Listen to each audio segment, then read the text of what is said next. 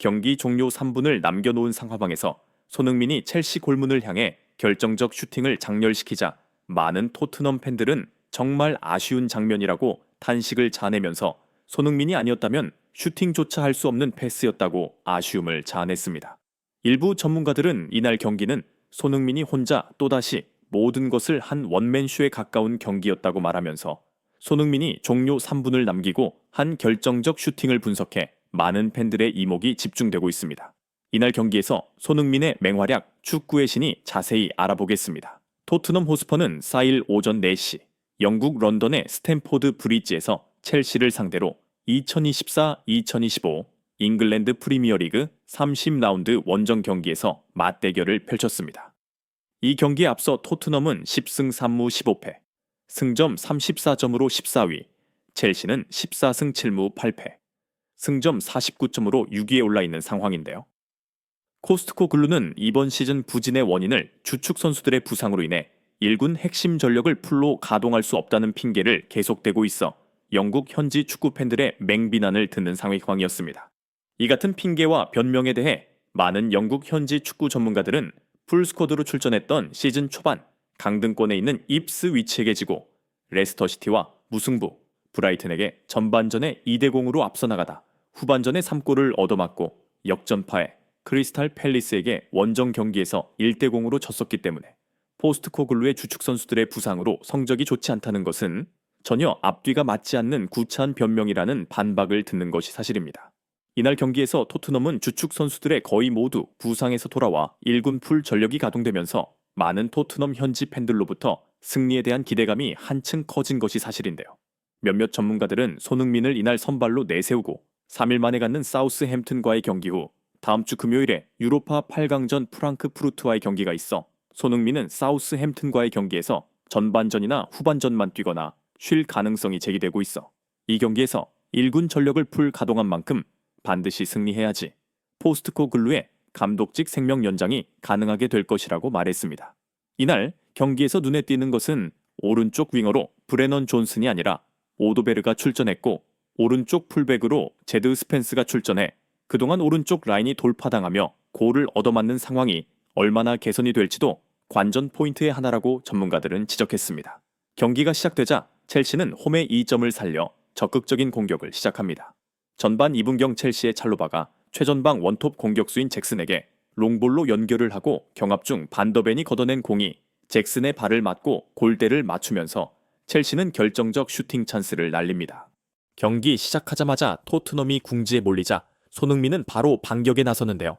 손흥민은 첼시 수비수 2명이 막아선 상황에서 양발 드리블을 하며 슈팅을 가져갔지만 상대 첼시 수비수가 결사적으로 슬라이딩 태클을 하며 이 슈팅을 막아냅니다.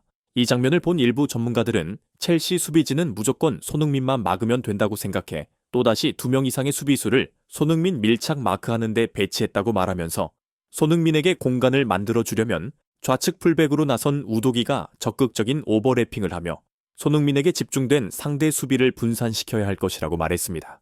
이런 전문가들의 지적을 하는 듯 우도기는 빠른 역습 상황에서 공을 몰고 들어갔지만 중앙으로 쇄도하면서 완벽한 노마크에 놓인 손흥민에게 패스를 하다가 상대 수비수에게 끊어지면서 결정적 찬스가 무산됩니다. 손흥민은 자신에게 우도기가 제대로 패스를 연결하지 못하자 스스로 상대 수비수들을 유도하면서 우도기에게 킬 패스를 넣어주는데요. 하지만 우도기는 상대 수비를 뚫지 못하고 중앙으로 크로스를 올리지 못해 이 장면을 본 많은 팬들의 장탄식을 자아내게 했습니다.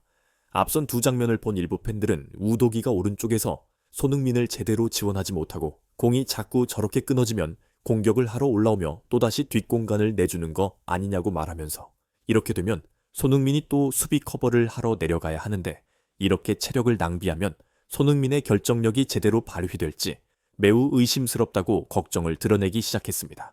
이런 팬들의 염려는 아니나 다를까 첼시는 우도기 쪽을 집중 공략하기 시작했고 중앙에서 공을 끊어내고 역습을 시작합니다. 손흥민은 이 상황에서 미친 수비 스프린트를 펼치며 첼시의 공격을 끊어내기 위해 전력으로 질주하는 장면이 중계 카메라에 포착되자 많은 축구 팬들은 또다시 이번 경기에서도 손흥민이 공격도 하고 수비도 하는 미친 원맨쇼가 시작되고 있다고 한숨을 내쉬었습니다. 토트넘은 예리한 첼시의 공격을 막느라 허겁지겁 우왕좌왕하기 시작했고 경기 흐름을 첼시에게 내주며 여러 차례 위협적인 장면이 나오는데요.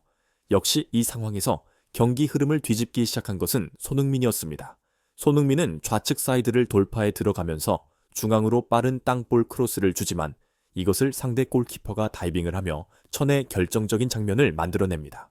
일부 전문가들은 손흥민이 너무 빠르게 돌파를 하니 동료들이 손흥민의 땅볼 크로스를 따라잡지 못한다고 말하면서 솔랑케의 침투를 상대 수비수 2명이 몸으로 막아선 것도 좋았지만 그러기 전에 빠르게 상대 스크린을 뚫고 침투했어야 하는데 아쉽다고 말했습니다. 전반전을 양팀은 0대0으로 마쳤지만 토트넘은 손흥민에게 제대로 된 찬스를 연결하는 동료들의 패스가 거의 실종되면서 유효 슈팅 자체가 없는 상황으로 후반전을 맞이하는데요. 결국 첼시는 후반 49분경 좌측에서 기습적으로 올라온 크로스를 엔조 페르난데스가 헤딩슛으로 토트넘의 골망을 가르면서 1대0으로 앞서 나가는데요. 이 장면을 본 많은 축구 팬들은 모든 수비진이 이미 자리를 잡고 있는데 왜 골을 먹는 거냐고 목소리를 높이면서 누가 마크맨을 놓쳤냐고 분노를 터뜨렸습니다. 토트넘은 기습적으로 골을 얻어맞고 상대에게 흐름을 내주는 상황이 되면서 또다시 골을 얻어맞았지만 이것이 오프사이드가 되면서 골로 인정되지 않아 토트넘 팬들은 놀란 가슴을 쓸어내렸습니다. 손흥민은 팀이 0대1로 뒤지자 동점골을 넣기 위해 미친 활약을 펼치기 시작합니다. 후반 60분경 손흥민은 자신에게 패스가 오지 않자 중앙까지 내려가 공을 받고 최전방 좌측에 있는 오도베르에게 거의 25m가량의 긴 롱패스를 찔러주지만 오도베르가 이 공을 받아내지 못하면서 결정적 찬스가 또다시 무산됩니다. 일부 전문가들은 공을 뒤로 물러나면서 오도베르가 받은 것이 실수라고 말하면서 공격을 하려는 생각 때문에 뒤로 물러나는데 먼저 공을 소유하고 나서 찬스를 봐야 하는 노련함이 너무 아쉽다고 말했습니다. 손흥민은 후반 79분경 왼쪽에서 공을 잡고 상대 수비수들을 제치는 과정에서 첼시의 네트우가 손흥민이 결정적 찬스를 맞이할 듯하자 다리를 걸어 넘어뜨리면서 페널티 박스 근방에서 결정적 프리킥을 얻어냅니다. 하지만 이것을 메디슨이 수비벽을 맞추며 프리킥 찬스를 무산시켜 많은 토트넘 팬들의 탄식을 자냈는데요. 토트넘은 후반전 들어 브레넌 존슨을 투입해 반전을 노리는데 경기 종료 2분을 남겨놓고 존슨이 오른쪽을 돌파 중앙으로 땅볼 크로스를 내주고 이것을 손흥민이 무려 45m를 질주 필사적으로 슬라이딩을 하면서 슈팅했으나 상대 골키퍼의 선방에 막혀 골로 연결되지 못합니다. 일부 팬들은 브레넌 존슨의 크로스가 조금만 짧게 들어왔으면 완벽한 노마크에서 골이 되었을 텐데 부정확한 크로스로 골이 안 되었다고 한탄하면서 손흥민의 스피드나 되니까 저걸 따라 들어가 발을 댈 수나 있었던 것이다. 손흥민의 고군분투가 정말 눈물겨울 정도라고 말했습니다. 결국 토트넘은 첼시의 선제골을 이겨내지 못하고 무득점에 그치면서 0대1로 패하면서 첼시는 리그 4위에 올라섰고 토트넘은 여전히 14위를 유지해 많은 팬들로부터 당장 포스테코글루를 경질하라는 여론이 빗발치고 있습니다. 구독 및 멤버십 가입은 매일 더 나은 영상 제작 열정을 타오르게 합니다. 이상 축구의 신이었습니다.